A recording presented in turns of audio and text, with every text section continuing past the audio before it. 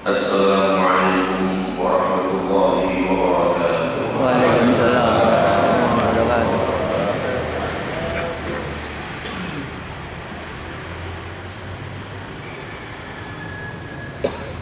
Alhamdulillah, segala puji, segala keagungan, kesempurnaan hanya milik Allah. Salawat dan salam penuh rindu dan cinta, penuh penghormatan, semoga disampaikan kepada junjungan kita, teladan kita, seorang manusia yang sangat mencintai kita, Nabi besar Muhammad sallallahu alaihi wasallam, beserta keluarganya dan para sahabatnya dan semua orang yang berjalan dengan setia di dalam sunnah dan syariatnya. Hadirin, hadirat, saudaraku sekalian rahimakumullah. Allah Subhanahu wa taala telah memilih hamba-hambanya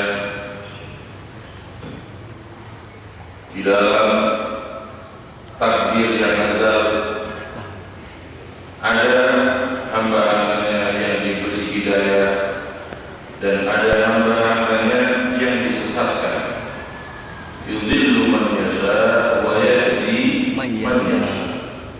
Allah memberi hidayah orang yang dikehendaki dan menyesatkan orang yang dikehendaki.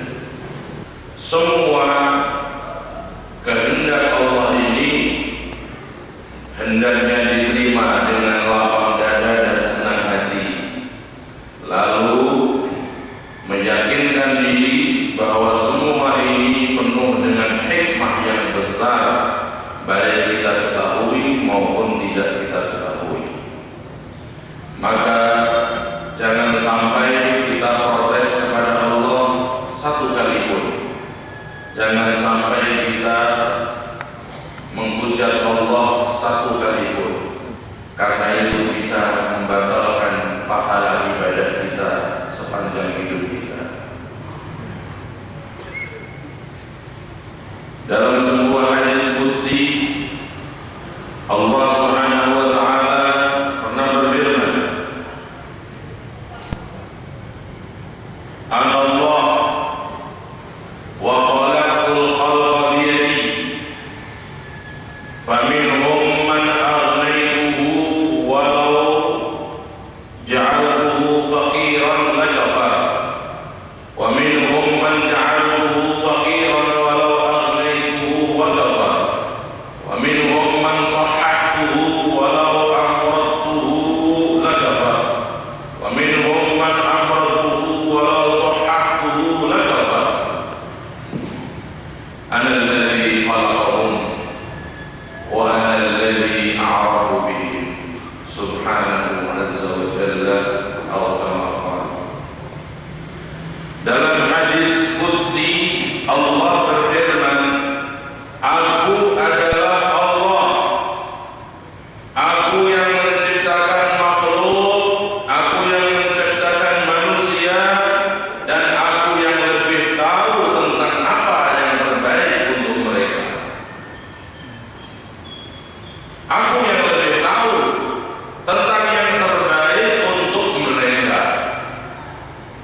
Ada sebagian manusia aku beri kesehatan, andai kata aku beri sakit maka dia akan kafir. Ada sebagian hambaku yang aku beri sakit, andai kata aku beri kesehatan maka dia akan kafir. Ada yang aku jadikan kaya, karena kalau aku jadikan dia miskin akan kafir. Dan ada pula yang aku jadikan dia miskin, karena kalau aku jadikan dia kaya maka akan kafir. Aku yang menciptakan mereka, dan aku yang mengatur hidup mereka, dan aku yang lebih tahu tentang yang terbaik bagi mereka. Allahu Akbar, Allahu Akbar, Allahu Akbar. Disinilah letak hakikat manusia harus menyadari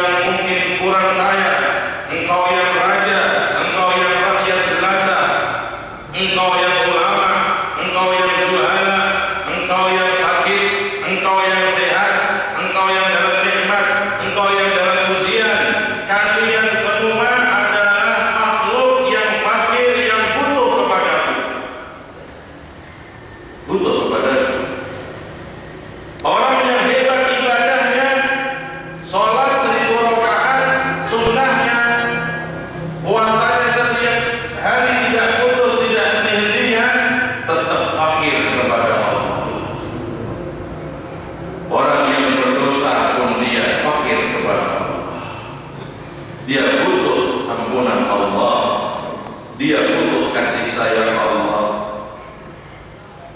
Saudara, apabila seseorang di dalam hidupnya selalu merasa fakir kepada Allah, maka dia telah membuktikan hakikat kehambaannya kepada Allah. Karena itu Nabi kita Muhammad sallallahu alaihi wasallam, walaupun beliau sudah hebat ibadahnya, walaupun sudah hebat jihadnya, walaupun sudah sempurna akhlaknya, beliau sangat menampakkan kefakirannya, kebutuhannya kepada Allah. Maka diceritakan Rasulullah kalau berdoa seringkali menangis. Beliau kalau dalam kondisi genting apalagi, beliau berdoa sampai mengangkat tangan setinggi mungkin. Bahkan pernah beliau berdoa mengangkat tangan sampai begitu tinggi sehingga sorban beliau jatuh terlempar ke tangan sallallahu alaihi wasallam. Tampakkan kefakiran kepada Allah, karena Allah mencintai orang-orang yang menampakkan kefakiran kepadanya. Jangan sampai kita merasa tidak butuh kepada Allah. Mungkin tidak dengan ucapan, tapi sikap-sikap seseorang terkadang memberikan isyarat dia tidak begitu butuh dengan rahmat Allah. Ada sebagian orang saat berdoa, dia berdoa ala kadarnya, mengangkat tangan pun tidak mau. Padahal apabila dia meminta kepada manusia, dia menjulurkan tangan dengan semangat, dia menjulurkan tangan dengan begitu panjangnya. Kenapa ketika berdoa kepada Allah dia merasa malu mengangkat tangan? Apakah dia lebih fakir kepada manusia ataukah dia lebih fakir kepada Allah? Maka ketika berdoa, terutama di saat-saat ijabah, terutama di saat-saat kabulnya doa, setelah usai sholat fardu berjamaah, begitu juga dalam sebuah halayak majlis yang ramai dihadiri orang-orang saleh, berdoalah dengan mengangkat tangan, karena itu adalah merupakan sebagai bukti kefakiran kita kepada Allah Subhanahu wa ta'ala. Dan Allah Subhanahu wa ta'ala memiliki sifat yang sangat mulia, yaitu sifat pemalu. Allah zat yang sangat pemalu. Bagaimana Allah pemalu? Apa maksudnya Allah pemalu? Rasulullah pernah bersabda, "Innallaha karimun hayyun, innallaha hayyun karimun, yastahi idza rafa'a ahadukum yadayhi liyad'u lahu wa yamsahu wajhahu falam yujibhu." Allah Subhanahu wa ta'ala zat yang maha pemalu. Malu bagaimana ya Rasulullah? Rasulullah menyampaikan, Allah malu apabila seorang hambanya telah mengangkat kedua tangan kepadanya, lalu berdoa meminta kepadanya dan menusuk wajahnya saat selesai doa. Allah malu untuk tidak mengabulkan doanya. Allah Subhanallah. Allah malu kalau tidak menerima doa seorang hamba yang dengan kefakirannya dia angkat kedua tangannya, dia berdoa, dia meminta, dia mengemis kepadanya, dan dia saat usai doa mengusap wajahnya sambil bersalawat kepada Nabi Muhammad sallallahu alaihi wasallam. Ikhwan, terutama di zaman semacam ini, ayo perbanyak doa. Senjata kita adalah doa. Lebih daripada ikhtiar kita. Ikhtiar sebagai hamba Allah, tapi doa harus lebih banyak daripada ikhtiar. Senjata orang mukmin berdoa, tetapi kita kadang-kadang jarang berdoa dan malas berdoa. Karena itu saudara sekalian, dalam situasi kita mendengar banyak musibah menimpa kaum muslimin, ada tanah longsor, ada kaum muslimin yang sedang dalam penganiayaan di berbagai belahan dunia, banyak hal yang kita dengar tentang saudara-saudara kita yang tertimpa musibah, baik saudara kita yang dekat maupun saudara kita yang jauh. Di samping kita berusaha membantu dengan finansial, dengan sedekah, dengan infak, jangan lupa berdoa untuk mereka. Dan yang paling penting, mendoakan untuk kaum muslimin agar mereka semua diampuni oleh Allah Subhanahu wa taala.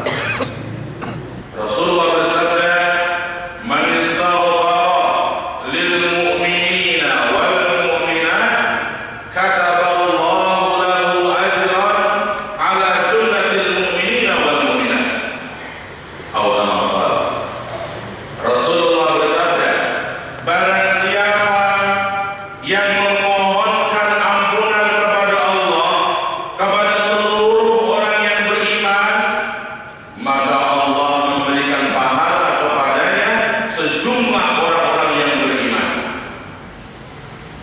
Barang siapa yang memohonkan kepada Allah ampunan untuk orang yang mukminin wal mukminat semuanya, maka Allah menulis bagi dia pahala sejumlah kaum mukminin dan mukminat semuanya.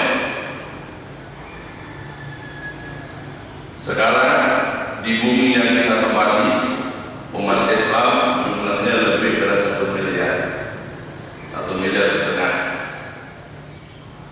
Kalau kita beristighfar kepada Allah untuk mereka semua, Allah tulis bagi kita untuk buku catatan amal kita nanti pahala sejumlah mereka semua, yaitu 1 miliar lebih dengan ucapan kita satu kali. Dengan bahasa Indonesia pun bisa, atau bahasa Arab. Karena itu para ulama mengajarkan kita setiap pagi baca itu, Astaghfirullah lil mu'minina wal mu'minat. Dari hati ucapkan, kasihan orang Islam, kasihan banyak saudara kita yang muslimin, mereka dalam dosa, dalam kesesatan, dalam maksiat, kasihan mereka. Mohonkan ampun kepada Allah. Mereka yang dalam bala musibah itu terkena musibah dan bala karena Allah sayang kepada mereka, agar mereka itu kembali kepada Allah. Karena tidak turun musibah, tidak turun suatu azab, tidak turun suatu hal yang jelek kepada seorang hamba yang mukmin, melainkan akibat suatu dosa, sehingga diharapkan dengan turunnya bala dan ujian dia kembali kepada Allah dengan segera. Saudara sekalian, lazimkan setiap pagi istighfar untuk seluruh kaum mukminin dan mukminat dari hati kita, dengan penuh cinta, dengan penuh sayang kepada setiap muslim, setiap mukmin. Kata Rasulullah bersabda, yang artinya tidak sempurna iman seorang dari kalian sebelum mencintai saudaranya yang mukmin seperti mencintai dirinya sendiri. Bukankah kita senang kalau kita mendapatkan ampunan Allah? Maka mestinya kita senang kalau saudara kita diampuni Allah. Bukankah